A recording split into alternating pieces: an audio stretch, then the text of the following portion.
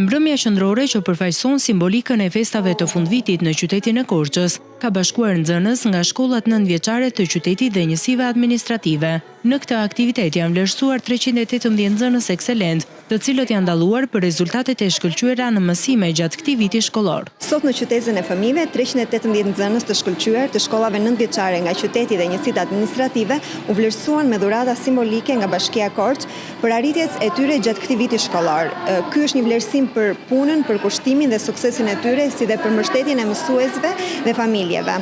Urojmë suksese të mëtejshme në mësime dhe festa të gëzuara për të gjithë. Dhuratat simbolike për nxënësit u shpërndan nga nënkryetari i Bashkisë Korç Kletion Kita, i cili përcolli dhe një mesazh urimi me rastin e festave të fundvitit, duke i inkurajuar fëmijët të vijojnë rrugën e dijes me të njëjtin seriozitet dhe pasion. Thonë ndihem shumë e gëzuar që mora dhuratën dhe mezi pres ta hap atë. Po me mësimet i ke dalë shkëlqyer, kush të ndihmon? Për do një gjë që nuk e kuptoj, e pyes mësuesen. Ju uroj të gjithë e gëzuar Krishtlindjet. Shumë i gëzuar. Si ka qenë për ty ky vit?